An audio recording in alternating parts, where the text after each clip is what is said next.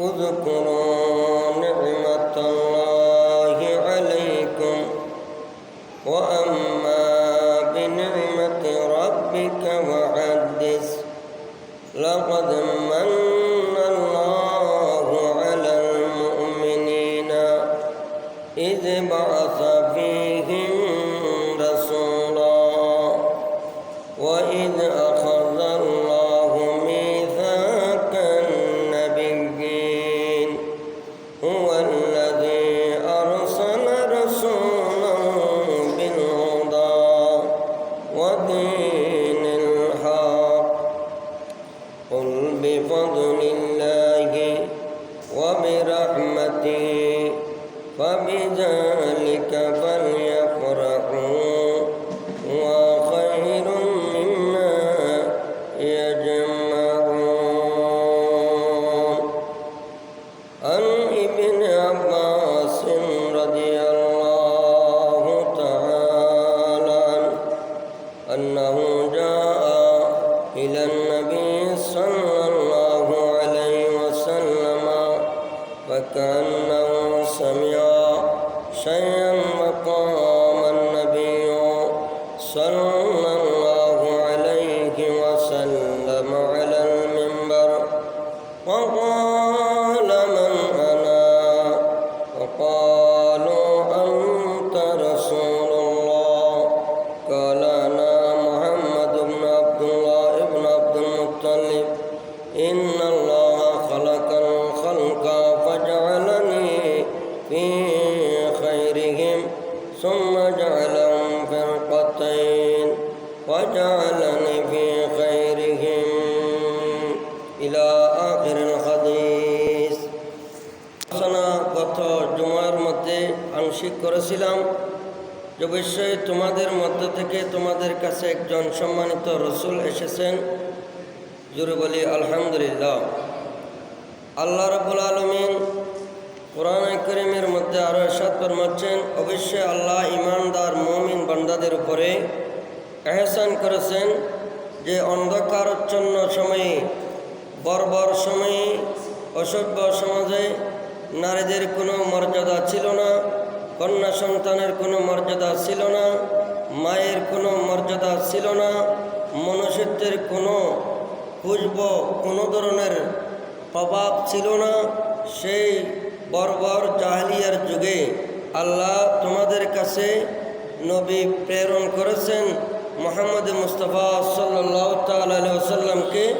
এটা তোমাদের জন্য, মুমিন বান্দাদের জন্য এটা একটা বড় এহসান করেছেন আল্লাহ রাব্বুল আলামিন। জোরে বলেন আলহামদুলিল্লাহ। এবং আল্লাহ রাব্বুল বলেন, ওয়াইদ আখাযাল্লাহু মিসাকান নবীন, যখন আল্লাহ নবীদের কাছ থেকে রূহের জগতে, আলমে আরওয়াহের জগতে নবীদের থেকে আল্লাহ ওয়াদা নিয়েছেন, আমার হাবিব যাবে, আমার নবী তোমাদের কাছে যাবে, শেষে যাবে। সৃষ্টি করেছি সবার আগে, কিন্তু নবী যাবে সবার শেষে। যেই নবী না হলে লাউলা কাল্লামা খালাকুল আফলাক লাউলা কাল্লামা আজহারতুর রুবুবিয়্যাহ, আল্লাহর ওয়াহদানিয়ত, আল্লাহ যে এক, আল্লাহ যে আছে সেটার প্রমাণ যদি নবী জাহের না হতো, নবীকে আল্লাহ সৃষ্টি না করত, নবীকে যদি আল্লাহ প্রেরণ না করত, আল্লাহ যে আছে সেটারও আমরা জাহের প্রকাশ পেতাম না। সুতরাং আল্লাহর প্রকাশ হলো নবীকে আল্লাহ সৃষ্টি করেছেন, এটাই। জোরে বলুন আলহামদুলিল্লাহ। এজন্য নবীদের কাছ থেকে ওয়াদা নিয়েছেন, নবীর প্রতি তোমরা ঈমান আনবে কিনা, নবীকে তোমরা সহযোগিতা করবে কিনা, নবীর ঈদে মিলাদুন নবী তোমরা মানবে কিনা। সেজন্য বিভিন্ন কিতাবের মধ্যে নবীর আগমন সম্পর্কে, নবীর তশরিফ আওয়ার সম্পর্কে বিভিন্ন রাওয়ায়াত এসেছে। এজন্য আল্লাহর নবী সম্পর্কে সূরা ইউনূসের মধ্যে বলেন, কুল, হে রাসূল আপনি বলুন, বিফদলিল্লাহি, তারা আল্লাহর রহমত পেয়ে, ওয়া বিরহমাতিহি, আল্লাহর রহমত পেয়ে, আল্লাহর ফজল পেয়ে, ফাবিজালিকা, এই দুইটা নিয়ামত পেয়ে, ফালিয়াফরাহু, তারা যেন খুশি উদযাপন করে, তারা যেন ঈদ মানায়, তারা যেন খুশি উদযাপন করে। ওয়া খায়রুম মিম্মা ইয়াজমাউন, শবে কদরের রাতের চাইতো জুমার রাতের চাইতো, কোরআন নাজিলের শবে কদরের রাতের চাইতো জুমার দিন আদম সৃষ্টি করেছেন, জুমার দামি হয়েছেন। শবে কদরে কোরআন নাজিল হয়েছেন, শবে কদরের রাত দামি হয়েছেন। যেই শবে কদর হতো না, জুমা হতো না, যেই মসজিদ হতো না, যেই নামাজ হতো না, যদি নবীর আগমন না হতো। এজন্য আল্লাহ কোরআনে বলেন, নবীকে পেয়ে, নবীর সাথে রহমত পেয়ে, এই নিয়ামত পেয়ে তোমরা খুশি উদযাপন করো। এই খুশি উদযাপন পৃথিবীর জমিনে যত নিয়ামত আছে, সমস্ত নিয়ামতের চাইতে খৈরুম মিম্মা ইয়াজমাউন। তারা যা কিছু করে সব চাইতে দামি হলো নবীকে পেয়ে খুশি উদযাপন করা। জোরে বলুন সুবহানাল্লাহ। উযকুরু নি'মাতাল্লাহ। আল্লাহ একজনকে বলে নাই, সবাইকে বলছেন তোমরা আল্লাহর নিয়ামত পেয়ে নিয়ামতের চর্চা করো, নিয়ামতের ইয়াদগারি করো। ফারুক আজম রাদিয়াল্লাহু তাআলা আনহুকে জিজ্ঞেস করা হলো, আল ইয়াউমা আকমালতু লাকুম দীনাকুম ওয়া আতমামতু আলাইকুম নি'মাতি। এই যে আয়াত, শেষ আয়াত, কোরআন শরীফের সর্বশেষ আয়াত, এই আয়াত যখন নাজিল হলো, বলে আমাদের তো ঈসা নবী যেদিন আসলো সেদিন ঈদের দিন, মূসা নবী যেদিন আসলো সে ঈদের দিন। আমাদের জন্য বড়দিন আছে, কিন্তু তোমাদের কোনো বড়দিন আছে কিনা? বলে আমাদের যেই দিন আল ইয়াউমা আকমালতু লাকুম দীনাকুম ওয়া আতমামতু আলাইকুম নি'মাতি ওয়া রাদিতু লাকুমুল ইসলাম মদিনা। এই আয়াত যেদিন নাজিল হলো ইয়াউমা আরাফার দিন, সেই দিন আমাদের জন্য ঈদের দিন। জোরে বলুন সুবহানাল্লাহ। সেই দিন আমাদের জন্য কিসের দিন? ঈদের দিন। এজন্য উযকুরু, তোমরা সবাই একসাথে নিয়ামত আল্লাহ, আল্লাহর নিয়ামত, আলাইকুম তোমাদের উপর, আমাদের উপর। আল্লাহর নিয়ামতের মধ্যে সব চাইতে বড় নিয়ামত কোনটা? প্রশ্ন করলাম। আমাদের জন্য আল্লাহর নিয়ামতের মধ্যে সব চাইতে বড় নিয়ামত কোনটা? আল্লাহর হাবিব, আল্লাহর নবী। এজন্য নবীকে পেয়েই নবীর আগমনের দিনকে স্মরণীয় করে রাখার জন্য ঈদ মানা, ঈদে মিলাদুন্নবী করা, এটা উযকুরু নি'মাতাল্লাহ আয়াত দ্বারা প্রমাণিত। জোরে বলুন সুবহানাল্লাহ।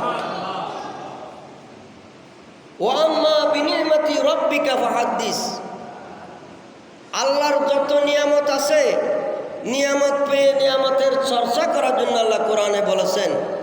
তো পৃথিবীর জমিনে আমার জন্য, আপনার জন্য সব চাইতে বড় নিয়ামত আল্লাহর জমিনে, আল্লাহর জমিনে সব চাইতে বড় নিয়ামত হলো নবীর উম্মত হলাম, নবীকে পাইলাম। এটাই আমাদের জন্য বড় নিয়ামত। জোরে বলুন সুবহানাহু বিল হুদা ওয়াল্লাযী আরসালা রাসূলাহু বিল হুদা। আল্লাহর নবী হেদায়েত নিয়ে, হক নিয়ে, সত্য নিয়ে তোমাদের কাছে আগমন করেছে। জোরে বলুন সুবহানাল্লাহ। কলমা শরীফের মধ্যে লা ইলাহা ইল্লাল্লাহ মুহাম্মাদুর রাসূলুল্লাহ, লা ইলাহা ইল্লাল্লাহ তো 12টি অক্ষর, মুহাম্মাদুর রাসূলুল্লাহর মধ্যে 12টি অক্ষর। লা ইলাহার মধ্যে কোনো নোক্তা নাই, মুহাম্মাদুর রাসূলুল্লাহর মধ্যে কোনো নোক্তা নাই। আল্লাহ শব্দের মধ্যে কোনো নোক্তা নাই, মুহাম্মদ শব্দের মধ্যে কোনো নোক্তা নাই। কেন? বলে আমি খোদার যেমন কোনো মেশাল নাই সৃষ্টি জগতের মধ্যে, সমগ্র সৃষ্টিতে সর্বোত্তম যিনি, সর্বশ্রেষ্ঠ যিনি, তার মধ্যে কোনো মেশাল নাই। জোরে বলুন সুবহানাল্লাহ। লা ইলাহা ইল্লাল্লাহ 12 অক্ষর, মুহাম্মদুর রাসূলুল্লাহতে 12 অক্ষর। বলে 12 24 ঘন্টা আমি খোদার জিকির করে 5 ওয়াক্ত নামাজ পড়ে, এই 5 ওয়াক্ত নামাজে আমার সাথে সাথে আমার হাবিবেরও তজকিরা আমি বানিয়ে দিলাম। জোরে বলুন সুবহানাল্লাহ। এই জন্য লা ইলাহা ইল্লাল্লাহ 12 অক্ষর, মুহাম্মদুর রাসূলুল্লাহতে 12 অক্ষর।